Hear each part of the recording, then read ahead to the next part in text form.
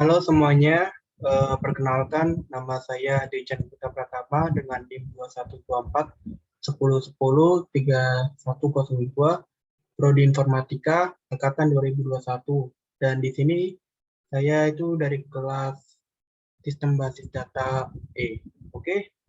Di sini saya akan mempresentasikan tugas dari kelas Basis Data E, yaitu tentang identifikasi entity dan juga tentang IRD. Nah, untuk mengawalinya, saya awali dengan review tugasnya terlebih dahulu. Nah, review tugasnya di mana di sini tuh strukturnya itu terdiri yang pertama, studi kasus pertama ialah peminjaman ini ya. Contohnya adalah peminjaman peralatan lab di Faselkom. Nah, di mana untuk tugas yang di sini adalah soal pertama ialah beri nama relationship, di mana di dalam sistem basis data itu entity-entity itu memiliki yang namanya relationship gitu. Nah, bisa dilihat di sini relationship memiliki nama dan nama relationship menunjukkan makna relationship antara dua entity. Nah, untuk di tugasnya sendiri itu kurang lebih seperti ini untuk yang soal pertama, jawaban soal pertama. Di mana di sini barang itu jenis barang dibaca dari sini, dari kolom ke baris. Nah, di sini ada jenis barang, pokoknya dari sini bacanya dari kiri ke atas. Jenis barang itu terdiri atas barang. Lab memiliki barang. Barang milik dari lab. Seperti itu untuk untuk jawaban yang pertama. Nah, soal kedua adalah setiap relationship itu ditentukan optionality entity yang terlibat. Pertama, optionality itu adalah semacam perintah di mana memang ada ya namanya data ataupun atribut atau bisa dikatakan semacam intents yang dimana itu opsinya itu bisa diisi atau tidak gitu. Karena kalau yang wajib itu namanya mandatory. Namun di sini tertulis seperti ini ya untuk perintahnya jenis optionality wajib dan tidak wajib gitu. Dan contoh jawabannya itu ada di bawah ini ya. Nomor 2, relationship barang jenis barang, di mana optionality barang itu wajib karena setiap barang harus ada jenisnya. Ketika menambah data barang, baru harus mencantumkan jenisnya. Nah, ada optionality jenis barang. Nah, itu tidak wajib. Nah, wajib tidak wajib ini itu berhubungan sama relationship-nya itu sendiri. Begitu. Tidak wajib karena barang tidak hanya ada barangnya. Gitu. Karena bisa jadi, maksudnya jenis barang itu tidak harus ada barangnya. Mohon maaf, tadi ada kesalahan. Contoh kedua ada relationship antara lab sama barang, di mana optionality barang itu ya wajib karena setiap barang harus dicatat atau tercatat di dalam lab karena ya pencatatan itu wajib gitu loh, barang yang ada di lab itu. Nah, contoh yang kedua itu ada optionality lab di mana itu tidak wajib karena lab belum tentu ada barangnya gitu. Bisa jadi lab itu masih baru gitu dan belum ada barangnya yang bisa dicatat seperti itu. Itu untuk jawaban atau contoh dari soal nomor 2. Ada pula soal nomor 3. Nah, di sini adalah untuk menentukan kardinalitas atau cardinality setiap entity yang ada di dalam relationship itu sendiri gitu loh. Bisa dilihat di sini misalnya entity A dan B punya relationship. Cardinality menunjukkan satu intens A berasosiasi dengan berapa banyak intens B gitu. Satu intens B berasosiasi dengan berapa banyak intens A. Nah, jenis cardinality itu ada 3. Yang pertama ada one to one, di mana satu intens A itu berasosiasi dengan satu intens B. Terus ada many to many, di mana satu intens A itu berasosiasi dengan lebih atau lebih dari satu atau banyak dengan intens B. Sementara one to many itu kayak satu intens A berasosiasi dengan satu atau beberapa intens B. Begitu juga sebaliknya. Jadi kalau one to many itu salah satunya itu berasosiasi satu saja, tapi kalau yang satunya itu lebih dari satu. Seperti itu. Contoh yang ketiga ya, dan jawaban contohnya itu ada di sini. Nah, di sini ada contoh jawabannya, misal relationship antara barang dan jenis barang, di mana kardinalitasnya itu one to many, di mana one itu di sisi barang, sementara many itu di sisi jenis barang. Nah, terus database di setiap pencatatan barang baru di tabel barang harus menyertakan primary ID dari jenisnya. Terus ada contoh yang kedua, di mana di sini relationship lab sama barang, di mana kardinalitasnya itu adalah one to many. Nah, one itu di sisi jenis lab, dan many itu di sisi jenis barang. Nah, pada database di setiap pencatatan barang baru di tabel barang harus menyertakan primary ID lab yang memiliki barang tersebut. Itu contoh jawaban dari soal nomor 3. Berikutnya adalah, nah ini adalah perintah dari soal nomor 4, membuat semacam IRD di dalam Oracle. Jadi seperti ini ya perintahnya. Membuat entity terlebih dahulu, ada semacam perintahnya juga. Masukkan atribut dan tipe datanya. Gitu ya, contohnya seperti ini.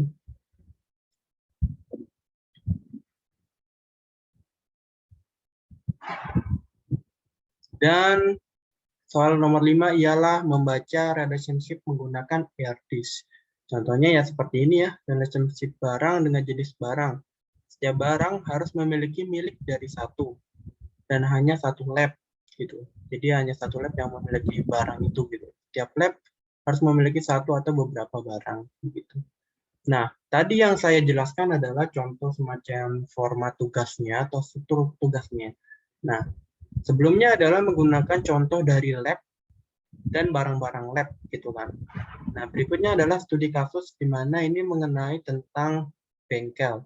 Di mana bengkel dengan lab kan jauh lebih beda ya gitu. Oke.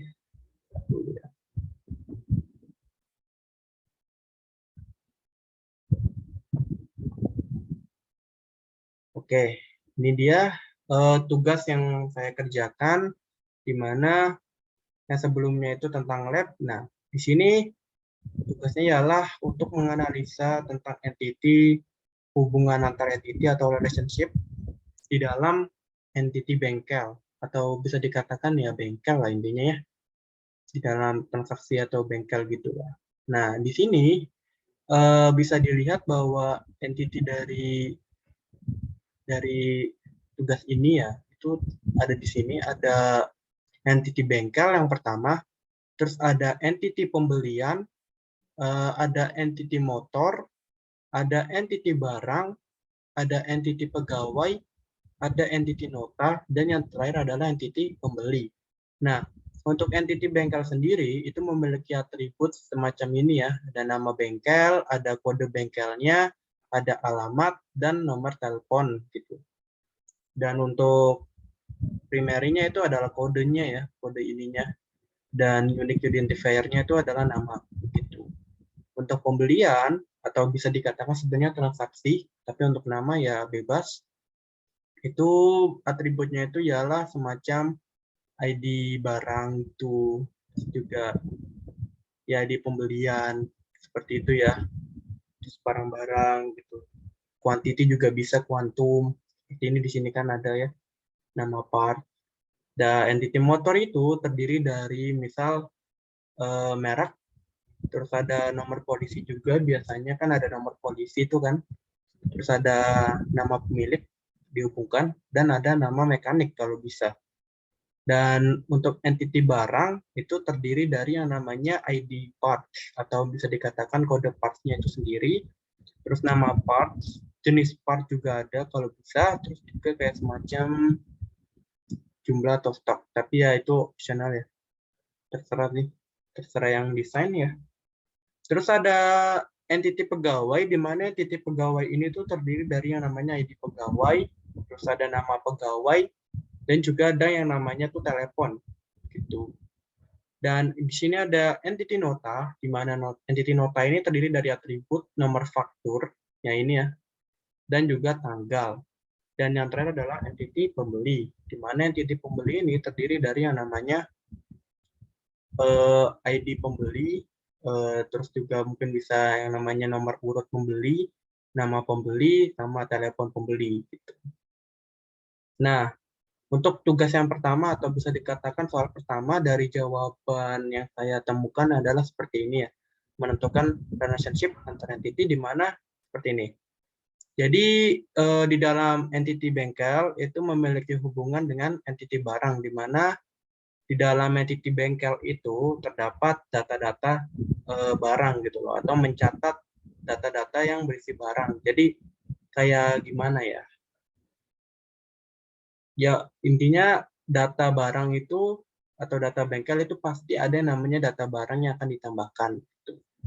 Nah, terus ada bengkel, entity bengkel dengan pegawai, di mana hubungannya itu adalah bengkel memiliki pegawai, di mana seperti ini loh, di dalam bengkel pasti kan dicatat data-data dari pegawai itu sendiri. Nah, bengkel mencatat data-data pegawai yang ada. Jadi setiap pegawai baru atau pegawai yang keluar, maka itu akan mempengaruhi data yang ada di bengkel itu sendiri. Karena data pegawai termasuk di dalam data bengkel. Kemudian ada bengkel memiliki pembeli, di mana ya bengkel memiliki data pembeli. Dalam artian ini tergantung, tapi di contoh soal ini ada yang namanya nama. Nah, ini adalah nama pemilik dari motornya itu sendiri. Nah, bisa dikatakan ya. Nah, itu menjadi semacam penambahan data bagi bengkel karena bengkel menyimpan atau mencatat data dari pembeli itu sendiri. Kemudian ada hubungan antar entiti pembelian dengan motor, di mana entiti pembelian ini terdapat data motor atau mungkin menyimpan, bukan mungkin ya, mencatat data motor gitu. Jadi data-data motor yang diservis atau yang ada dibawa ke bengkel itu dicatat oleh entiti pembelian seperti ini ya, kayak merek Supra X dan ini kan dicatat nih di entiti pembelian ya maksudnya. Berikutnya entiti pembelian terdapat data barang. Nah, di dalam entiti pembelian itu maksudnya kayak pasti dicatat yang namanya kayak data-data dari barang yang terjual gitu loh. Jadi ada penambahan semacam apa ya? Ada penambahan data di entiti pembelian karena kan entiti barang itu sendiri. Gitu. Terus entiti pembelian itu terdapat data pegawai. Maksudnya itu adalah pegawai yang melayani atau bisa melakukan yang namanya pembelian itu sendiri gitu loh. Yang bukan melakukan ya. Jadi data pegawai yang melayani pembelian itu dicatat di dalam entity pembelian di mana kayak namanya siapa gitu. Dan berikutnya entity pembelian itu terdiri dari nota. Nah, karena ya di dalam nota juga kan ada semacam entity pembelian kayak gini kan. Ditambahkanlah entity nota di dalam metode pembelian atau data nota itu di pembelian. Berikutnya adalah entity pembelian terdapat pembeli. Nah, jelas saja karena memang di dalam transaksi atau di dalam pembelian itu pasti ada yang namanya pembeli. Sehingga data pembeli pasti otomatis ditambah di dalam entity pembelian. Seperti itu. Kemudian ada entity motor dengan pembeli, di mana maksudnya itu adalah motor ini milik dari pembeli. Jadi jika mencatat data motor, maka pasti ada data pembeli juga gitu, atau data pemilik motor, karena kan pembeli adalah pemilik. Gitu. Terus barang milik dari bengkel. Nah itu hubungannya seperti jika mencatat barang, maka ya pasti ada kayak nama bengkel yang tertera atau data bengkel yang tertera di dalam pencatatan barang itu sendiri gitu loh. Terus ada nota berisi pembelian. Nah, dalam entity nota berisi pembelian ini itu maksudnya kayak ketika melakukan pembelian itu kan dapat nota. Nah, itu pasti berisi pembelian, data-data tentang pembelian itu sendiri gitu. Di mana data-data nota kan tentang nomor faktur dan tanggal contohnya di sini kan. Nah, di sini kan data pembelian. Kemudian entity pembeli dengan pembelian. Nah, pembeli dan pembelian itu melakukan di mana pembeli itu melakukan yang namanya pembelian gitu. Jadi semacam data pembeli itu ditambahkan di dalam entity pembelian gitu loh. Jadi ada nama dari pembeli. Dan yang berikutnya adalah pembeli memiliki motor begitu. Sebaliknya data pembeli atau data yang datang ke bengkel itu pasti ada yang namanya takut paut dengan data motor. Jadi itu ditambahkan juga data motor dan data pembeli. Jadi jika ada motor, maka data pembeli juga akan ditambahkan. Itu sebaliknya, data motor dimasukkan, maka ada data pembeli juga yang akan dimasukkan. Oke, itu untuk pembahasan dari soal yang pertama. Ya, soal kedua ada menentukan optionality di dalam relationship antar entity. Di sini kan bisa disebutkan tadi optionality sebenarnya itu kan kayak sesuatu yang antara wajib dan gak wajib gitu. Namun di contoh review tugas sebelumnya itu adalah seperti ini ya. Yang pertama dimulai dari bengkel dengan pegawai. Nah, opsional di bengkel itu wajib dikarenakan entity bengkel itu mencatat data-data entity pegawai di dalam entity bengkel. Gitu. Jadi ya pasti kan dicatat gitu loh ya, kan? Artinya entity bengkel itu mencatat yang namanya data-data dari entity pegawai. Nah, opsional pegawai itu wajib dikarenakan data-data entity pegawai yang bekerja di dalam entity bengkel itu pasti tercatat. Kemudian hubungan relationship optionality bengkel dengan pembeli. Nah, optionality bengkel itu wajib dikarenakan entity bengkel terdapat data-data milik entity pembeli di dalam entity bengkel.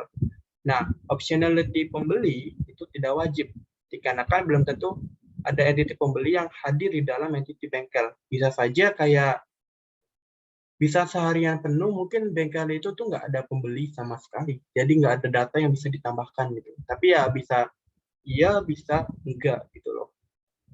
Berikutnya ada optionality antara relationship pembelian dengan motor. Nah, optionality pembelian itu tidak wajib karena untuk mencatat data motor yang datang, sorry, ini typo ya. Untuk mencatat motor yang datang, data motor yang datang ke bengkel, kita tidak perlu mencatat data dari transaksi. Maksudnya tuh kayak belum tentu motor yang datang itu emang mau menjalankan yang namanya pembelinya itu nggak mau menjalankan yang namanya transaksi gitu. Bisa aja kan kayak cuman singgah doang gitu, jadi nggak perlu dicatat banget gitu kan. Kecuali kalau memang motornya itu memang datang sama pembelinya atau sama pemiliknya itu buat ada urusan pembelian parts atau di servis gitu. Kedua, optionality motor wajib karena ketika kita mencatatkan data dari sebuah pembelian part motor dan servis, maka kita harus mencatat dari data dari motor tersebut, ya kan? Karena memang ketika di servis harus mencatat data motornya seperti merek, warna, plat nomor. Berikutnya adalah relationship optionality dari relationship pembelian dengan barang, di mana sorry ini pembelian ya, bukan transaksi. Optionality pembelian, nah wajib karena data pada entity pembelian menyimpan data mengenai hal yang berkaitan data dari entity barang, seperti itu ya. Karena data pada entity pembelian itu menyimpan data mengenai hal-hal yang berkaitan dengan entity barang. Gitu. Ya kayak barang-barang yang dijual, yang keluar. Optionality barang wajib karena data barang yang perlu dicatat ke dalam data pembelian agar tahu tentang barang apa yang digunakan di dalam kegiatan pembelian. Nextnya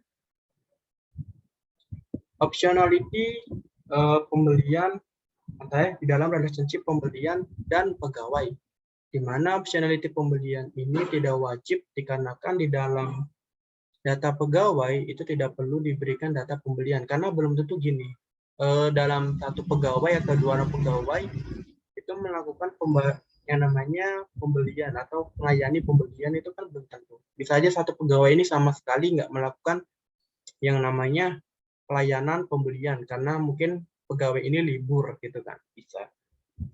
Yang kedua, optionality pegawai wajib dikarenakan di dalam data pembelian perlu dicatat data pegawai yang melayani pembelian. Nah, seperti yang disebutkan tadi, pasti di dalam pelayanan pembelian ada yang namanya pegawai. Nah, nama pegawai itu perlu dicatat atau mungkin ID-nya seperti itu. Kemudian ada optionality dari relationship pembelian dengan pembeli. Optionality pembelian itu tidak wajib dikarenakan di dalam pencatatan data pembeli itu tidak perlu ditambahkan data pembelian. Ya, pencatatan data pembeli itu tidak perlu ditambahkan data pembelian karena ya seperti itu ya, belum tentu melakukan itu gitu. Maksudnya pembeli itu dalam artian mungkin saya salah menamakan atribut, tapi mungkin bisa dikatakan yang datang ke bengkel gitu. Optionality pembeli itu wajib dikarenakan dalam data pembelian perlu dicatat data pembeli yang melakukan pembelian. Nah, seperti itu ya, perlu dicatat. Nah, optionality antara relationship pembelian dengan nota. Nah, optionality pembelian itu wajib dikarenakan di dalam nota itu sendiri terdapat data-data pembelian. Ya, itu benar ya. Dan kedua, optionality nota. Wajib dikarenakan di dalam pembelian perlu dicatat pula nomor faktur nota itu sendiri. Seperti yang dicontoh itu terdapat nomor faktur dan tanggal. Itu di dalam entity pembelian itu ditambahkan yang namanya data-data dari entity nota. Terus ada optionality dari relationship entity barang dengan bengkel. Optionality barang wajib dikarenakan data mengenai barang itu baik itu ketersediaan, jumlah, datok itu perlu dicatat di dalam data bengkel. Nah, baliknya bengkel tidak wajib dikarenakan di dalam menambahkan data bengkel seperti nama bengkel atau data-data berhubungan dengan bengkel, alamat itu tidak perlu data dari barang gitu. Itu optionality ya, bukan relationship, tapi tetap ada hubungannya antara barang sama bengkel gitu ya. Kalau optionality kan antara wajib sama enggak wajibnya, isi apa enggaknya. Terus ada optionality dari pembeli dan motor. Optionality pelanggan, sorry, bukan pelanggannya tapi pembeli.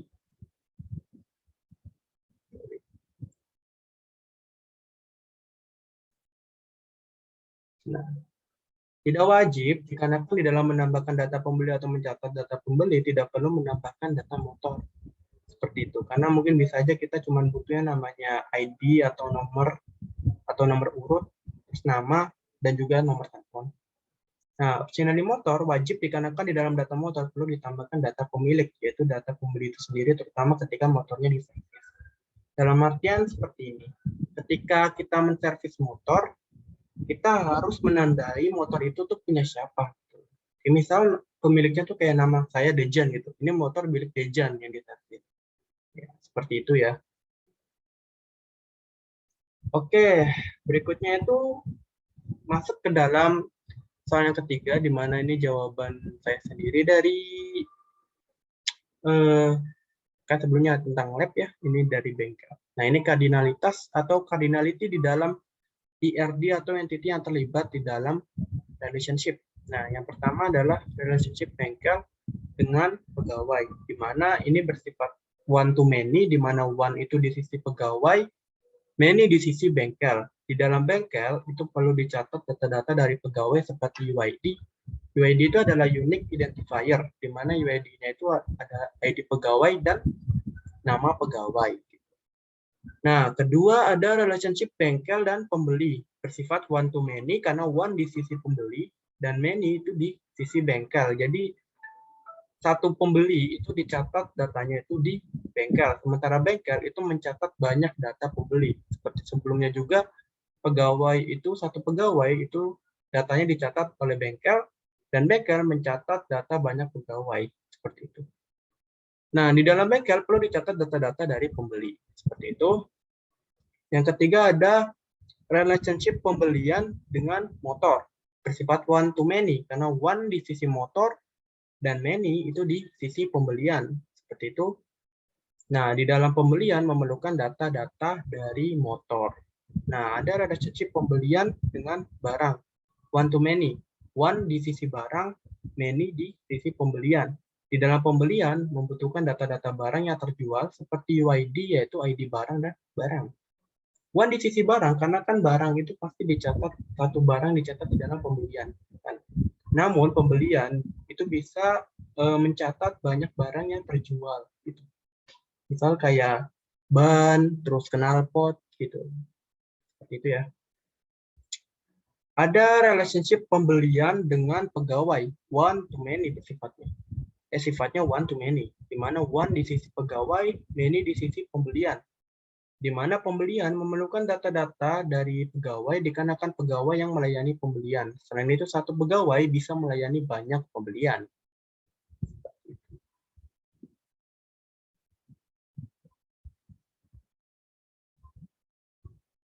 Nah, kemudian ada relationship pembelian dengan pembeli, one to many, one di sisi pembeli, many di sisi pembelian. Di dalam pembelian terdapat data-data seperti nomor urut dan nama pembeli. Selain itu, di dalam pembelian bisa melayani banyak pembeli. Ada relationship pembelian dengan nota, one to one, one di sisi pembelian, one di sisi nota. Di dalam pencatatan, pembelian dicatat di dalam nota, seperti ID pembelian dan barang yang dibeli. Ada relationship motor dengan pembeli, one to many, one di sisi pembeli, many di sisi motor, seperti itu ya. Di dalam pencatatan motor yang disave diperlukan data-data pembeli.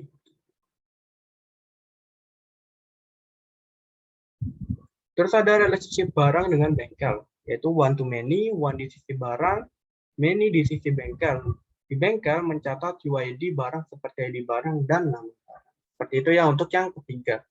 Dan yang keempat adalah menggambarkan dari yang sebelumnya itu tentang IRD-nya atau relationship-nya itu di dalam Oracle. Sebentar.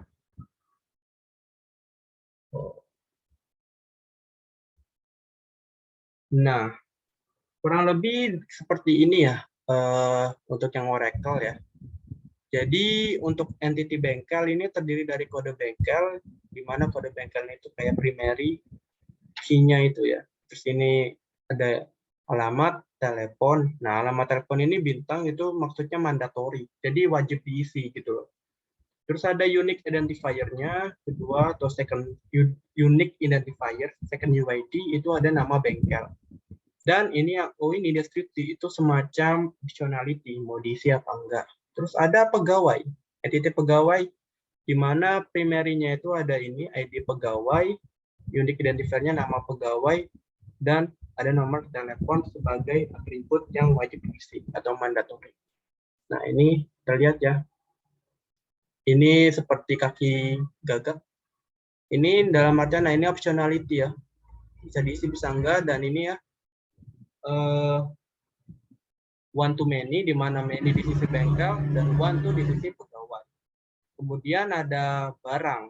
Nah, entity barang ini terdiri dari kode part sebagai primary, nama part sebagai UID, terus optionality itu jenis part, dan harganya itu mandatory.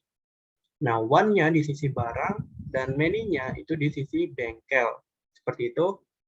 Terus ada juga titik pembelian, di mana ID pembelian itu sebagai primary, dan tanggal pembelian itu sebagai UID. Nah, contohnya seperti ini, ada many di sisi pembelian dan one di sisi barang. Kemudian ada nomor faktur sebagai primary dari nota, entity nota, dan ada tanggal. Nah, seperti ini one to one ya. Jadi seperti ini one to one. Ada motor dengan pembelian, di mana entity motor terdiri dari nomor polisi sebagai primary dan nama pemilik sebagai unique identifier.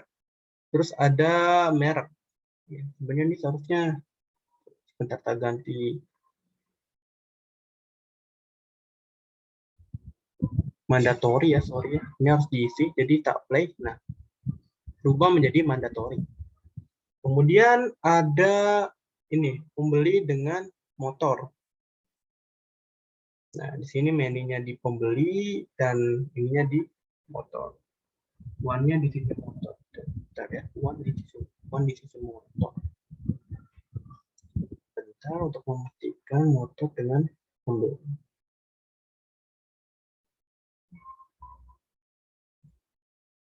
Oh, sorry, ada kesalahan rupanya. Saya ubah dulu bentar. Jadi ternyata menu itu di sisi motor. Berarti ini kita ubah aja seperti ini. Dan kita play.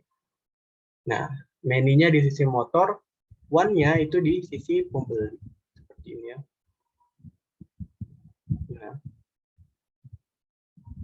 Nah, di dalam pencatatan motor yang di-serve itu diperlukan data-data pembeli. Nah, untuk optionality-nya sesuai yang di atas, motor dengan pembeli. Ini salah satu contoh langkah untuk menentukannya ya. Nah, pembeli tidak wajib dikarenakan. Oke. Seperti ini ya.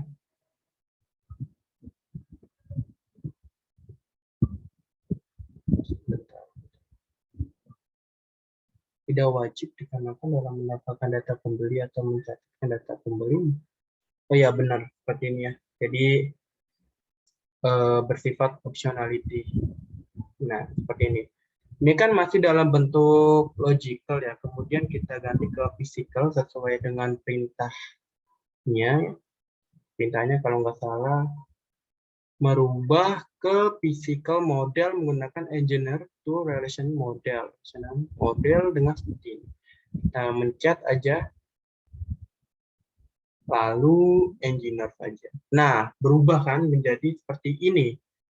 Terlihat ya, ini ada menunya di sini. Sorry agak bertabrakan karena posisinya juga ya. Jadi sebenarnya tergantung posisi juga sih. Nah, di sini ada kayak tulisan varchar, number char. Itu termasuknya apa? Itu adalah semacam tipe datanya, tipe data dari atribut di dalam itu gitu. Jadi kayak ada varchar, itu adalah semacam kayak misal kita memasukkan 5, itu tipe data string varchar itu. Misal kita memasukkan 5 dan itu sebenarnya batasnya itu ada 50. Nah, itu akan kebaca 5 gitu.